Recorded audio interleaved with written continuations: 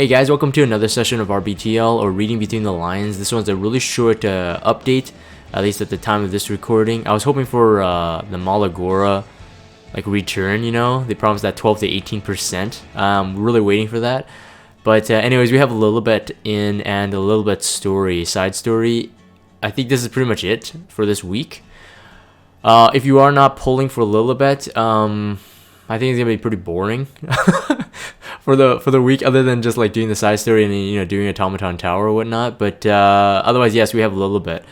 I do have to say though, for the past week, ever since I made my early theorycraft and first look at Lilibet video, where we kind of dived into her skill set, where you had my initial reactions, and then quickly on the spot theory crafting on where it should be useful, what kind of builds you should build her for. You can take a look at that. That was made a week ago, so if you haven't checked that out, you can check that out. But then I was noticing in the comments, a lot of people are saying, oh, she's a bait banner for Straze. Well, I like saying strays, whatever. But for Straze or whatever, I don't think she's bait at all. To be honest, I think she's kind of needed now with the Arbiter Vildred buffed and ML Chloe. Now, if you are handling Arbiter Vildred in GVG and in Arena right now, you're just oh, I don't need her, just use Biken or someone that can 2-turn.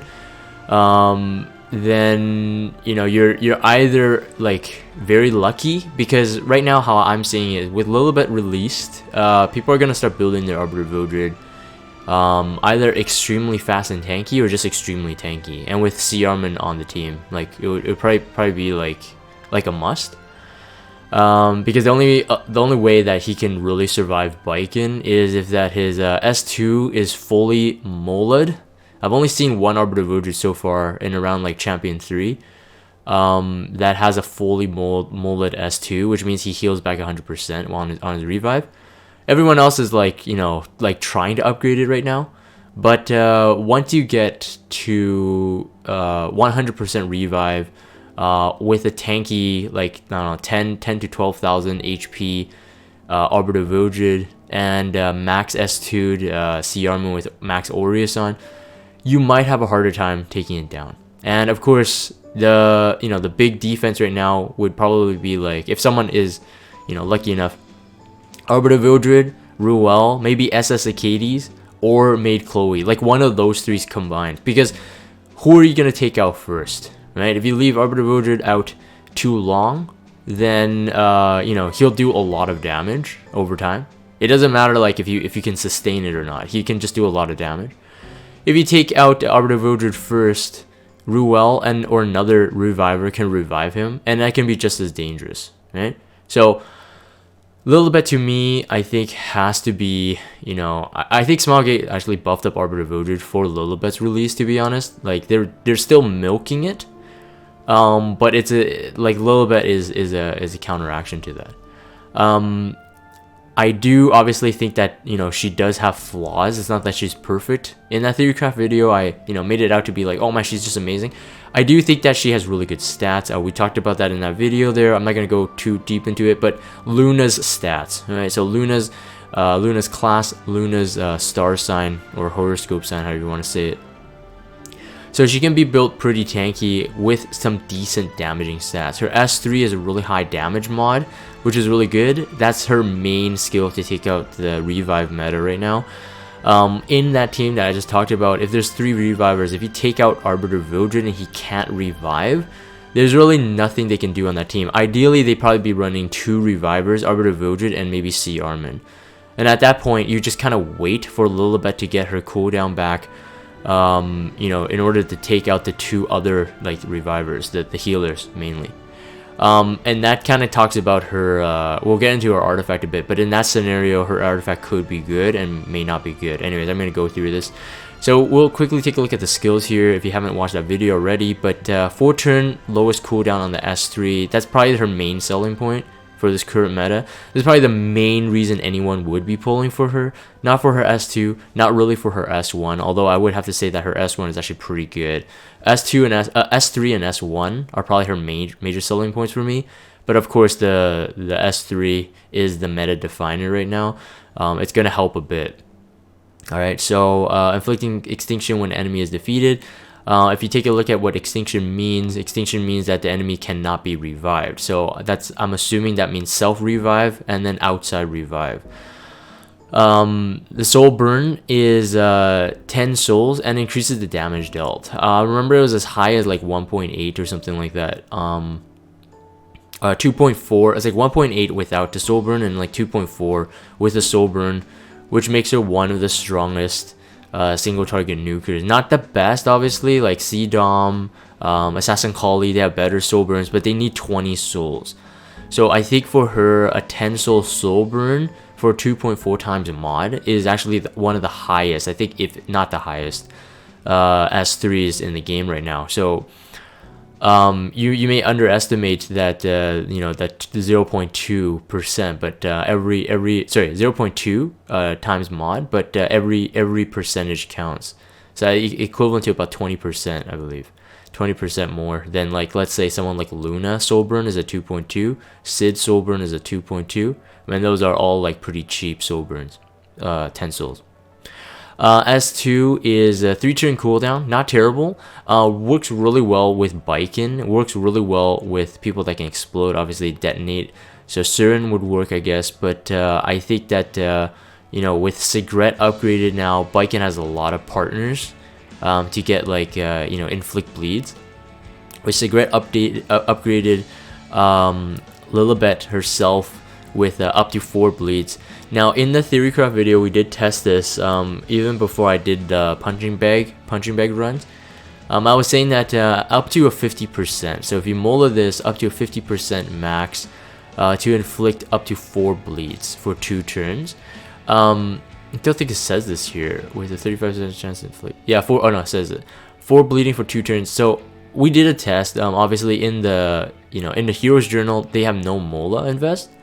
So she has a 35% innate proc rate, and when I did it on the 3 bags, I got one tick of 2-turn bleed, and then 2 bleeds, and then 1 bleed.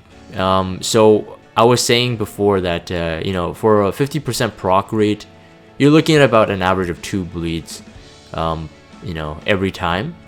So for 2 turns, so that's 4 ticks of bleed for Baiken.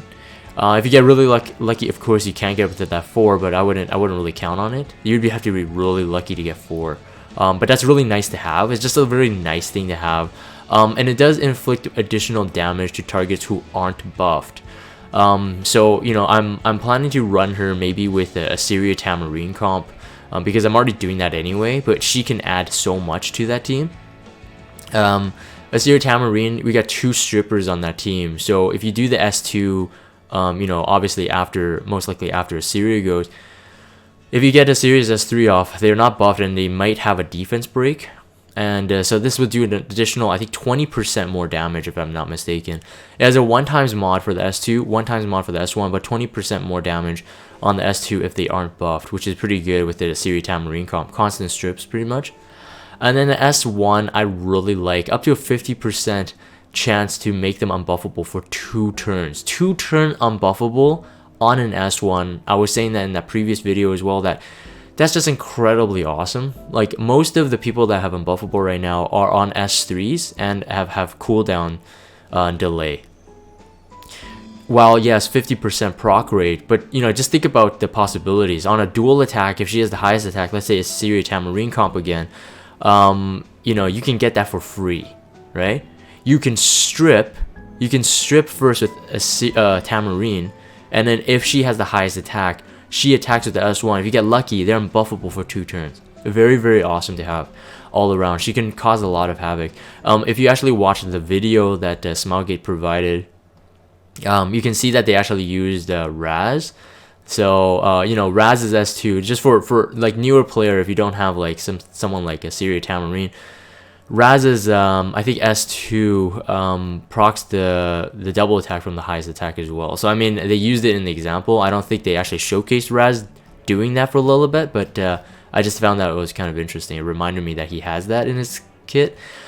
Either way, so anyways, that's my kind of like low quick thoughts on her skills here. If you were to invest in her, I would say that I don't know how I would mola her, but at least I think I would get the proc rates up for the S1, S2, and for sure the turn cooldown for the S3, and probably do some damage tests. You know, a 1.8 times mod without the soul burn and 2.4 is just incredibly cheap and incredibly strong. But most likely, if I'm going to take her really seriously, we're going to see some shift. Because of her arrival, people with Arbiter Vildred on defense teams, they're going to be shifting his stats to be more tanky. I can guarantee that. So I really do think that or actually they might run just really incredibly fast CR boosters. I just saw a team like that before. Ruzid, DN, Dizzy, and then Arbiter Vildred to clean up. It's actually quite tough to deal with as well. Anyways, if they go with the tanky route, you might want to invest in her S3 all the way to the max and for the damage. But for her S1 and S2, I'm not 100% sold that you need them to be maxed just to get enough to get the proc rates, which I'm assuming would be up to +4. Yeah. Anyways, we'll talk about her artifact right now. So creation and destruction. In that theorycraft video, I also talked about. Yeah, I was thinking about it, and I was thinking that this is not that too good for her. You know, it's not too good for her. If you take a look at it, chance for the skill cooldown not to occur, I believe from the reading. So this is the same thing. I have no more info on it since that theorycrafted video. That the skill cooldown does not occur is based on the skill used on that turn. Doesn't mean all skills. So if you were, let's say if you had S3 used, but this doesn't proc on her, and you use the S2 and it procs, then your S2 would not have the skill cooldown used. But the S3 would still go in its right rotation. So other than you resetting the S3, you still have to wait for that lowest 4 turns there for this to be able to have up to 20% chance. Just keep that in mind. So this is the same thing as RNL. I believe that at +15 it would be at a 15%, but +30, which means you have multiples of these artifacts, then add max enhances, so +30, you get 20%. To me, I'm not sure if it's really worth it for herself. This artifact I think could be nice for some other heroes. I know that a lot of people commented on the YouTube comments and left to say, hey Jagan, what do you think about what about on Luna? What do you think about it on like Sigret? And for Sigret, I think it would be pretty cool because she can like she can soul burn, so 20 soul burn and have another turn. So the fact that she can have another turn means that in one CR turn, one combat readiness turn, she can proc this twice, while albeit it's on 2 different skills. But I kind of like that idea. Now the only thing is that for nukers, generally you want something like Portrait of Saviors or Uberius Tooth, depending on how much attack you have on your hero. So I would say that for Lilibet herself, I don't know if she could benefit from this artifact. If she can do enough damage with enough like attack times crit damage with her mods, and you can generate soul burns really easily, then I would say having this on is not a bad to have. But if you have difficulty one-shotting your enemy, especially ones that can revive, which is what Lilibet is used for, I would say, go with something like Uberius Tooth or Portrait of Saviors if you were there for that event. If you're a new player, your next best thing might be Tonfa. I don't really think that she needs something like Sigurd's Scythe. You won't see her. I think Sigurd's Scythe is for like more bruiser type warriors. Even though you can build her bruisery because she has Luna's stats, but she doesn't have Luna's kind of bruiser passives though. So that's the only thing that will weaken her a bit. But I would say that her main role is a single target nuker / debuffer. That's where she'll really shine. If you take a look at their video, again, I'm not going to play it here just in case of copyright claims and stuff like that. But if you take a look at the Smilegate's video, on the kill of her S3, so when she does extinction, you will notice generally when enemies or people or enemies die, they have these like raven feathers, right? They're like black, right? Black in color. They kind of fly away and it goes poof like that, right? When you do her S3, it changes that animation to make it red. At least on the video it looks like red. It could be pink or whatever to kind of reflect her kind of her colors here. But that kind of, it shows you that's when you know that the enemy dies with extinction, which is kind of cool. I was kind of expecting some kind of icon or whatever, but they played out that video so that on Ruel, on a defense team in Arena, when she did her S3, she didn't revive Arbiter Vildred, which is the one he killed, I think. Oh no, killed not Arbiter Vildred. I wouldn't want Arbiter Vildred dead, so I'm like making stuff up in my mind. Killed Dominion. She couldn't revive her. The S3 automatically went to someone else to do the invincibility and full heal. So it's really cool. Anyways, that's my thoughts on it. You know, I could be wrong about this, but to me, a low proc rate, it doesn't work like RNL. You know, RNL is so much more broken because that 20% gives you another turn, which can set you up for different things. But this one just doesn't get the cooldown occur. I don't know. I'll have to see. If I do, I am going to pull for Lilibet. I've already made up my mind. When I saw her kit, I'm like, I'm pulling for her. She's meta right now, to counter meta rather. But her artifact, if I do get some, I'll probably run some tests on it, but I'm probably not going to like it. I'm pretty sure I'm not going to like it the way that I'm thinking it, I think. Anyways, so yeah, so the banner, just keep in mind, is a two week banner, so you have that up there. Not a limited hero, so no pity summon for those who you are maybe free to play. And you know, a lot of people are saying that Straze or Straze is going to be limited. I don't know about that, to be honest. I think that's too much speculation. I don't know what kind of resource they're coming from, but anyways, but yeah, if you're gonna skip for, you know, yeah, you can get Lilibet like off banner sooner or later. I think I'm gonna go for one Lilibet, and if I get her, you know, imprints or whatever, like along the, you know, on other banners, on off banner pulls and whatnot, I'm not gonna be too salty about it because she has a, you know, like Luna, AOE crit chance imprint, which I sometimes need. So, you know, my Biking has like 92% crit. I need that imprint. It will help a lot, especially if I run them on the same team. Anyways, yeah, the side story event, I'm not gonna talk too much about it. It's gonna be interesting. I will definitely read this story because Lilibet proved to be interesting as I was doing episode 2. And of course, if I'm pulling for her, I want to know her background. Rengar student ID, the big one, of course, and then Dreamtime Circuit.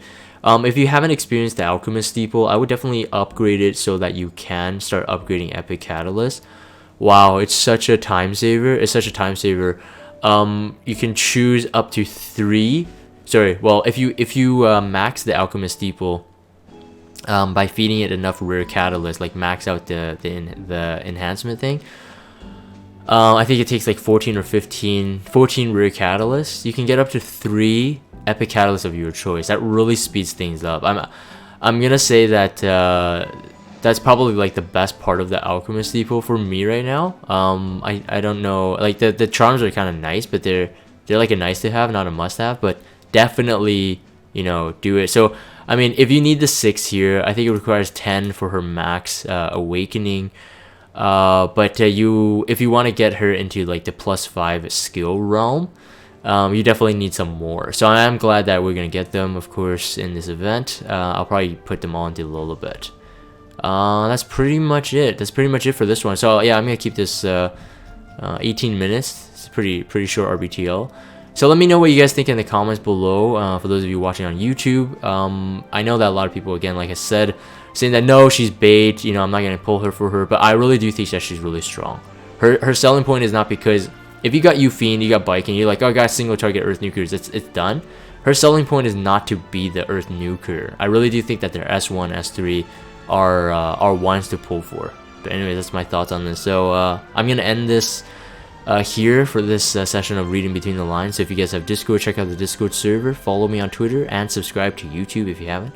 As always, thank you guys for watching, and for those of you pulling, good luck on this, and I'll see you guys next time.